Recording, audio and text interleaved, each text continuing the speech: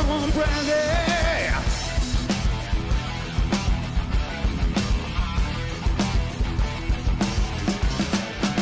Ain't looking for a lover to hold my hand. I ain't got no time for a dead in line. I hope you understand. So tell me, brother, where I might find a little bit of bother I can get for $1. I'll pay her for a time. Can you read my mind? It ain't no crime. Got what you're after, change to in time. You got a knock on the door at number 9. Ain't no find what you're looking for in Elmer's brandy wine. Howie G, welcome to Britain's Rare Guitars. Hi Lars, great to see you again, mate. Looking good there, surrounded by guitars. Always the best way to be. All our interviews seem to be leading with the same question at the moment. How are you coping as a musician that was on the road with lockdown?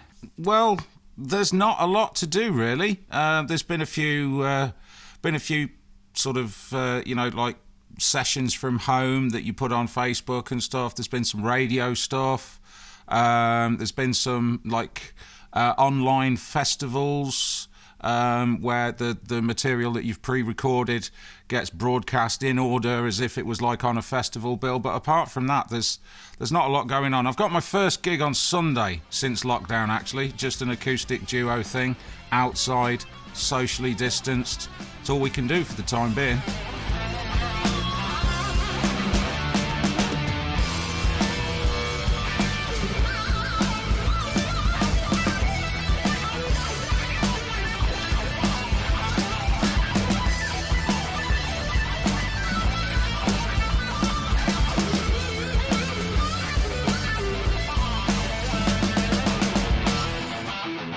Just before lockdown happened, you were about to go on the road with the Howie G Band to promote your new album, Masters of the Night. That must have been quite disappointing.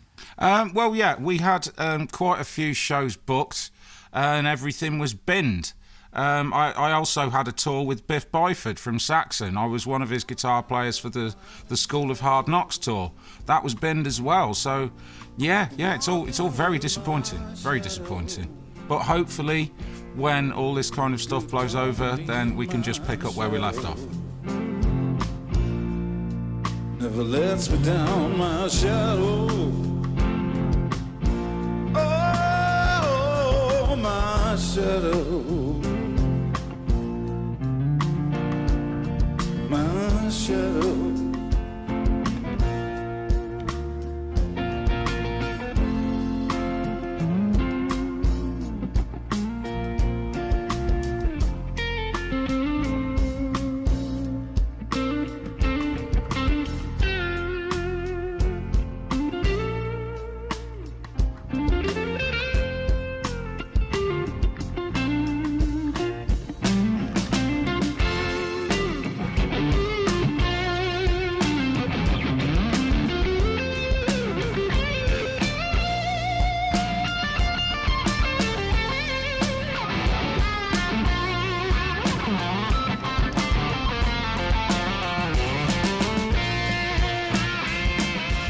Yeah, much frustrated, but we were lucky enough towards the end of last year to have you play live at Britain's Rare Guitars live show in Wigan, where you played quite a few tracks from that album, which we're going to play some snippets of video during this interview. Yeah, that was a great show. It was a great thing to be a part of. The stage setup was wonderful. All the other people that were playing there were great. I particularly liked Phil Harris and his stories and his Les Pauls, and it was nice to sing with him as well. And some great instruments on display as well. The Jeff Waters Annihilator guitar was fabulous. The 1918 Gibson harp guitar that was there as well. That was also, just mind-blowing show. Great, really enjoyed it. It's the darkest hour of the darkest night. It's a million miles from the morning light. Can't get no sleep.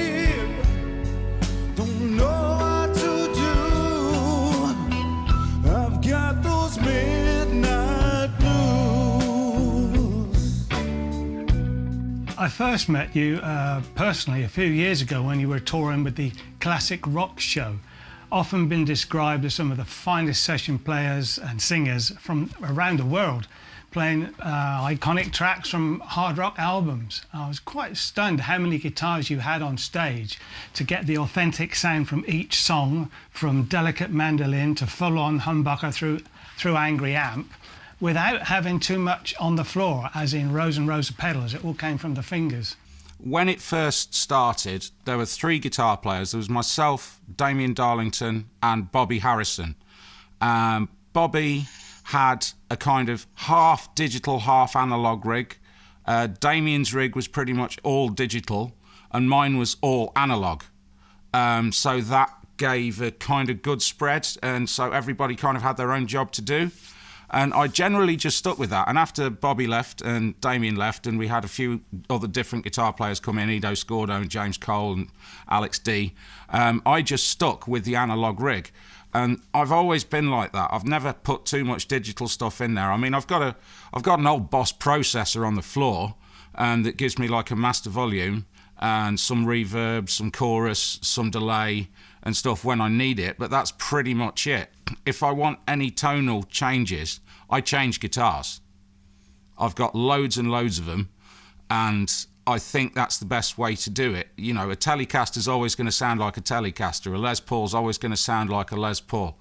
I don't think you really have to do that much to it. As long as you've got a nice, sweet amp tone, and don't really change it that much. I never change it from guitar to guitar. I just set the amp up as I think it should sound for me, and then I just switch guitars.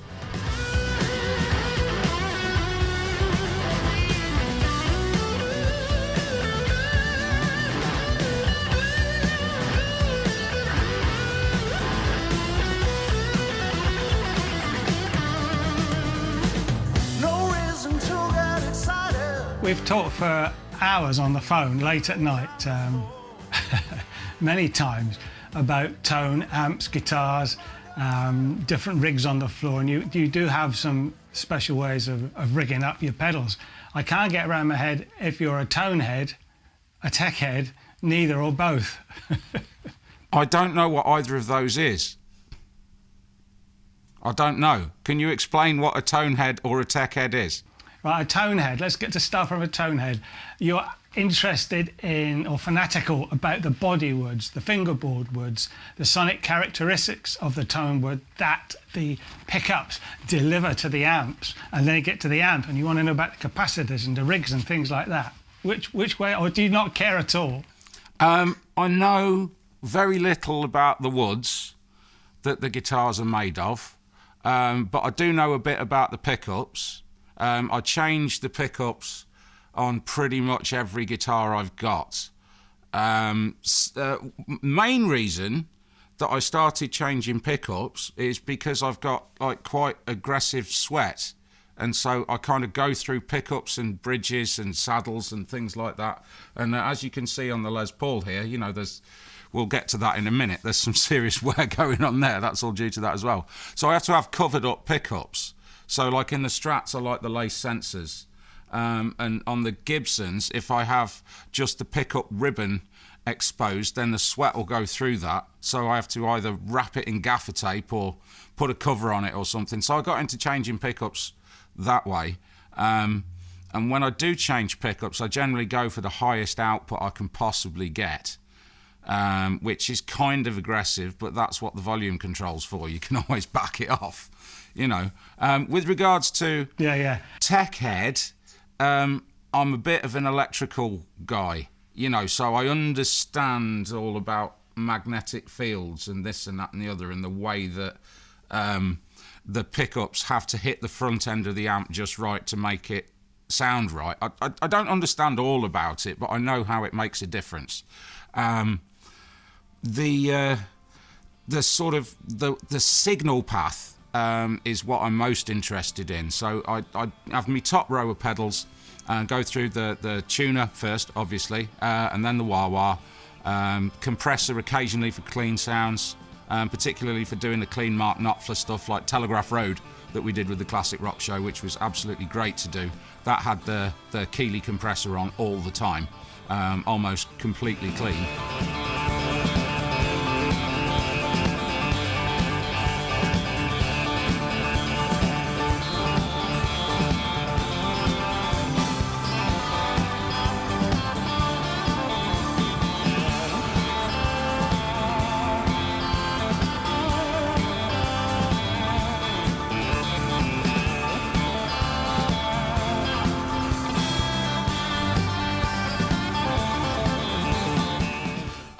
And then I've got an MXR Phase 90, a Tube Screamer, an Ibanez Parametric EQ, a Boss NS2 noise suppressor, and then that goes into the front end of the amp.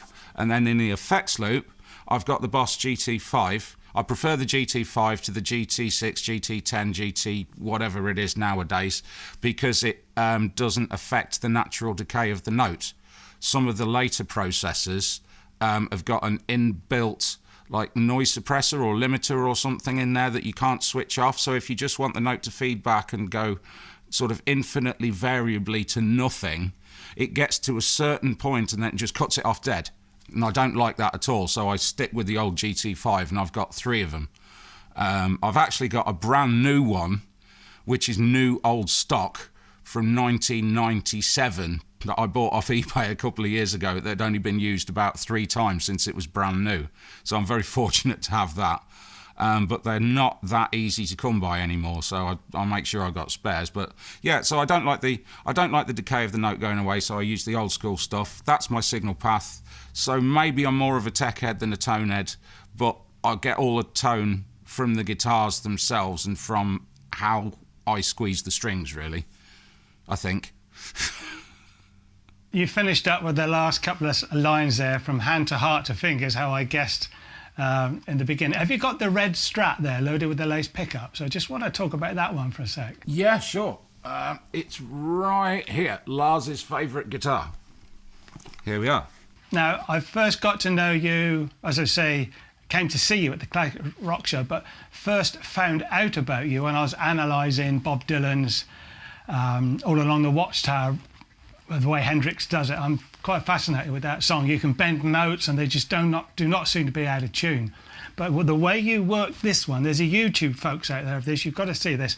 The way you work the wah-wah with that neck pickup, I have to have a cold shower now and again. It's fantastic. That's partly to do with body balance more than anything. So I use the wah-wah with my left foot. Obviously I'm a right-handed player, so I'm sort of stood kind of sideways like that, and I'm just trying to rock backwards and forwards in time. I'm not really conscious of what I'm doing while I'm doing it, but there are certain things like on the that lick, that's got to be whack taka whack taka whack taka whack taka whack. That's got to be absolutely in time to get that right. I think that's how Hendrix did it.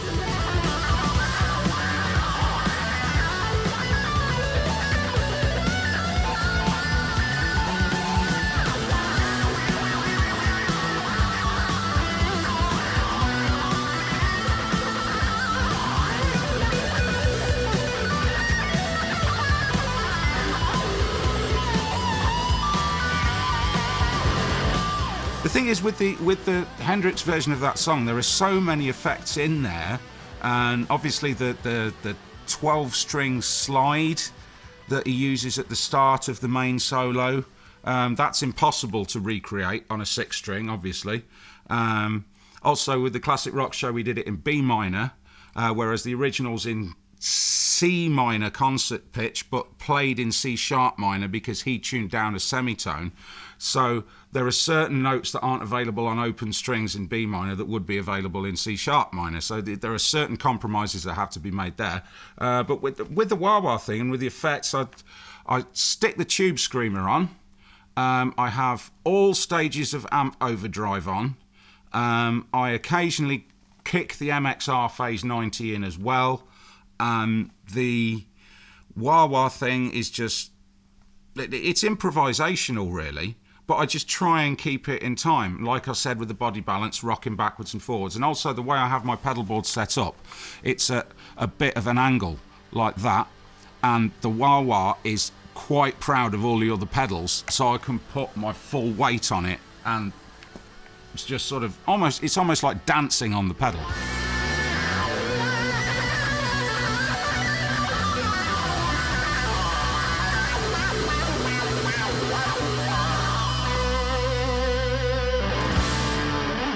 That's great, and I like the way you flick around with the selector switch between the pickups, like Hendrix did, and Stevie Ray and Richie Blackmore, of course. So they're obviously influenced you, those players, when you were growing up. Who else influenced you?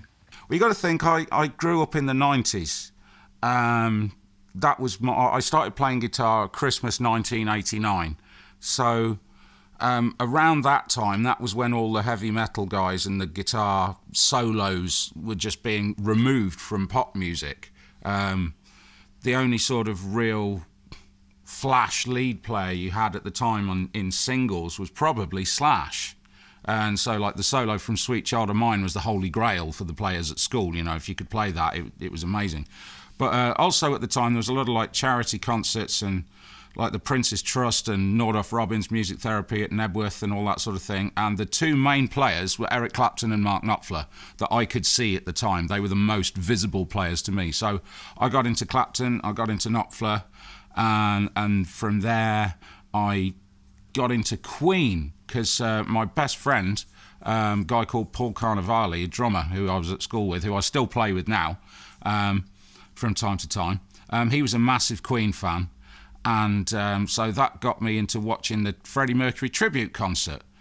And obviously there were loads of people on that I hadn't seen before, one of which being Tony Iommi. And when I saw him, I was like, oh, he looks interesting. Who's that? And I went down to my local music shop and I said, who was that guy that was playing the Black SG with Brian May at the tribute concert? And he said, oh, that's Tony Iommi from Black Sabbath. Go and buy yourself Paranoid. So I went and bought the Paranoid album on vinyl. And life changed then. I became more into the heavier side of things. So I loved Sabbath and I loved Zeppelin. I got into Whitesnake a bit as well, so there was kind of the bluesy thing going on. Obviously Deep Purple, I loved the In Rock album. That riff from Into the Fire has got to be one of my favourite Blackmore riffs of all time. That album's just a totally seminal album, brilliant. But I've got lots of influences from lots of different places, and I just kind of add them all together. So it's like Iommi, Brian May, Clapton, Knopfler, Stevie Ray, Hendrix, Billy Gibbons, Gary Moore.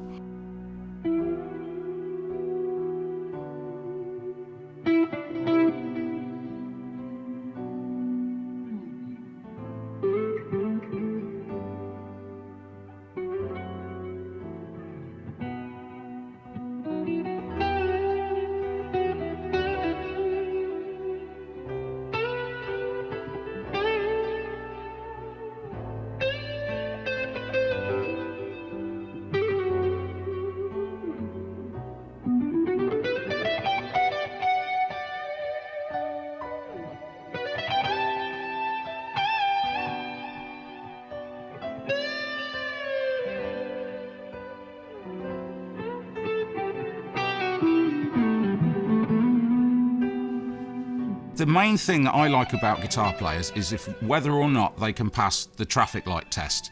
This was something that I read in a magazine many, many years ago.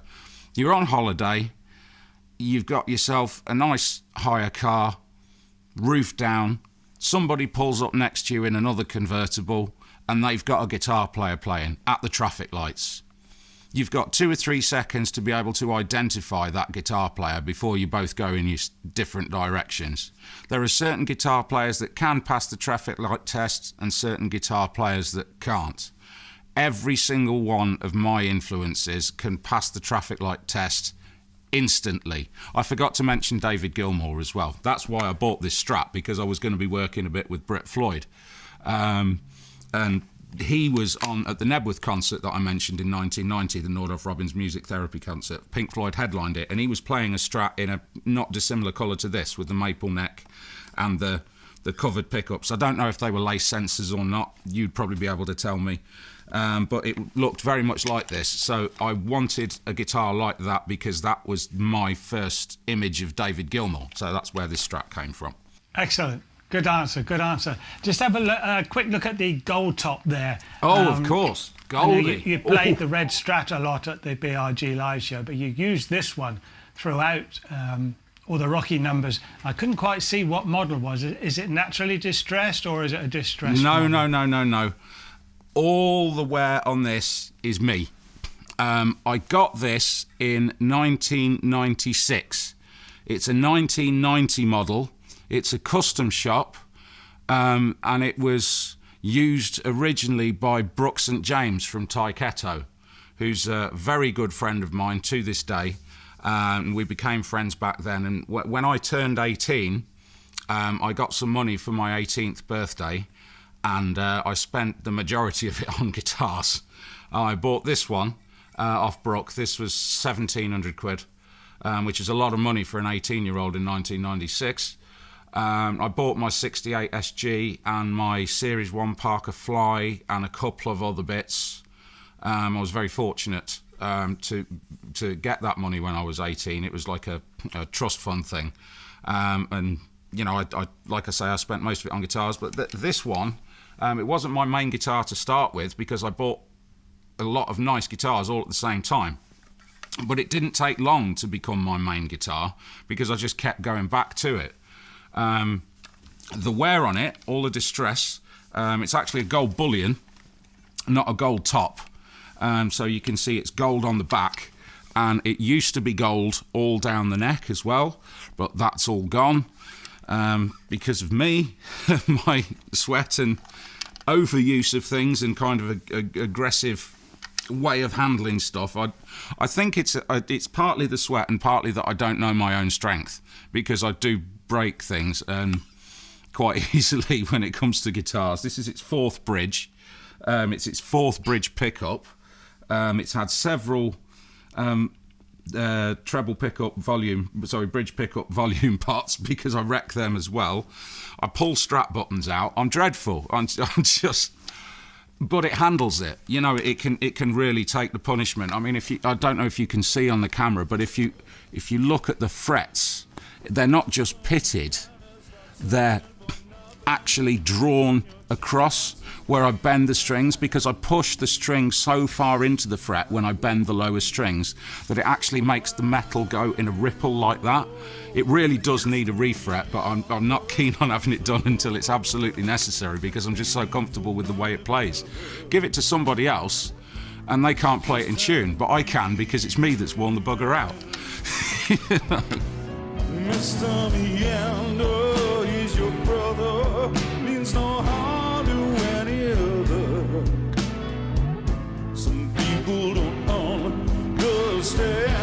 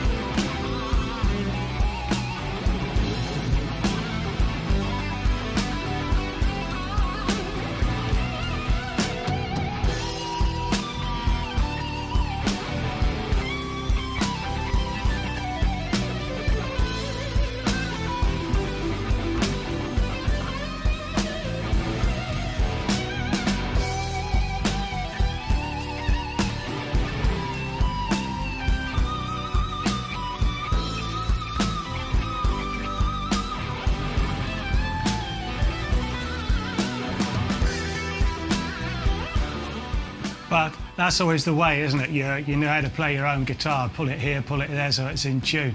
I've actually got a copy of the album here. It's looking really. If I hold it up to the my camera here, hopefully folks can see. There's Howie leaning against this cool truck. I love that truck. What is it? What is it? What is that truck? That truck is a 1993 Chevrolet G30 long wheelbase. It's one of very, very few that were ever brought over to the UK, and one of very, very few that were ever made in that specification. Your normal Chevy truck's 125-inch wheelbase. This is 146. It's enormous. It's absolutely enormous. It's also got the big block 7.4 engine in it, and it's got a bit of a history, actually. That's the reason I ended up with it. I randomly went to buy a second-hand car many, many years ago, when I was at home in Reading, staying with my Uncle Andrew, an old Volvo estate. And I got there, and this guy had a smaller Chevy van in his workshop, identical to a Chevy van that I used to own. I've been into Chevy vans all my life. Big fan of them.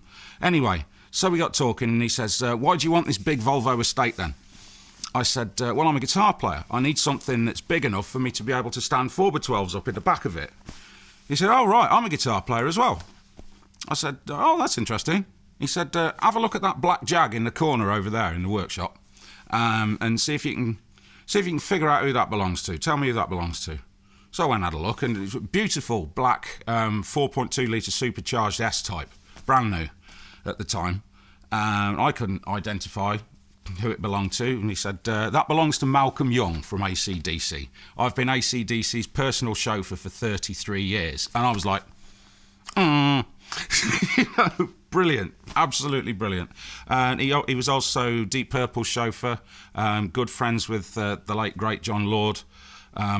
He was also Gary Moore's chauffeur. He was the guy that drove Gary Moore to the airport the weekend that he died. Also Hank Marvin's chauffeur. Apparently the Chevy truck was one of Hank Marvin's favourite vehicles to be driven around in.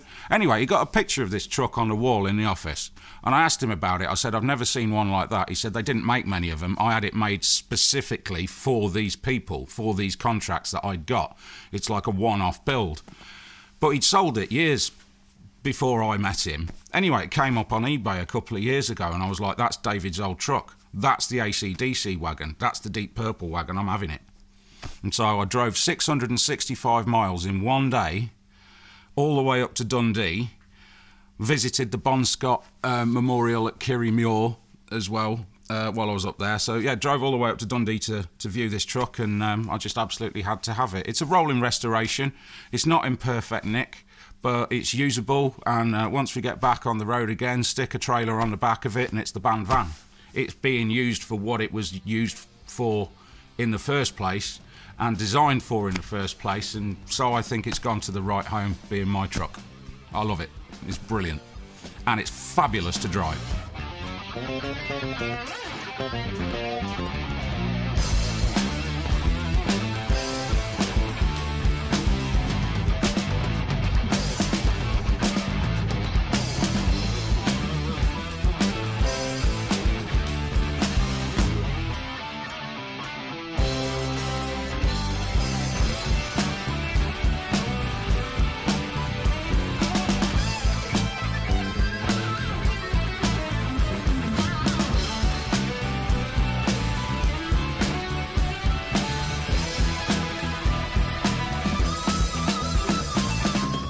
Just talk about the album for a minute. Did you write all the tracks yourself? How much was it?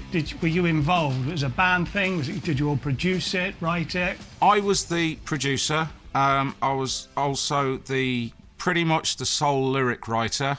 The music was developed over a long period of time, some years ago, with a lineup that I had called the Howie G Review, which was the same drummer, Alex Tompkinson on the drums, but a different bass player and different keyboard player. That lineup had to be put on sort of hold because our keyboard player at the time, this is going all the way back to about 2013, our keyboard player Mark, he had a stroke, so that basically canned it, and so the backing tracks were in the studio sat on the shelf for about 6 years, and it wasn't until I met my now manager Mike a couple of years ago. He suggested that they should come out of the studio and should get completed, but I needed new personnel to do that. As far as the writing is concerned, I wouldn't say it's all me, but I come up with the riffs and I come up with all the lyrics, but I take it to the band and see what they can sort of bring out of my ideas, and they put their own parts to it, and people suggest time changes or like dynamic changes, and where should we put this, can you make that verse longer, can you make this chorus a double one at the end, that sort of thing. But largely the writing is mine. Where can folks buy the album, Howie? Where's the best place from? It's available on Amazon, Spotify, Deezer. You can buy hard copy directly from my website, which is www.howieg.co.uk. Excellent. Let's hope we can get the truck back out on the road and you can fill up your gig book and get out, show us those skills on the Strat and the Les Paul. Thanks ever so much, Howie. We'll speak to you soon, and I think we're about to play out with one of your videos at BRG Live. Thanks very much, Lars. Great talking to you again, buddy. See you soon. While the young man he shouts, the old man sits smiling as the pain is coming out. We all go through changes. When I was young, I couldn't see. Looking back from the mirror, looking back from the mirror, looking back from the mirror. The wise man could be me.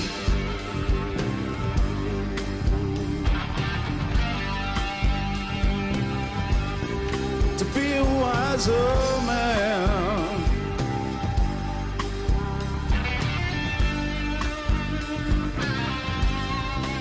Does anybody understand? Oh. Don't know if you can.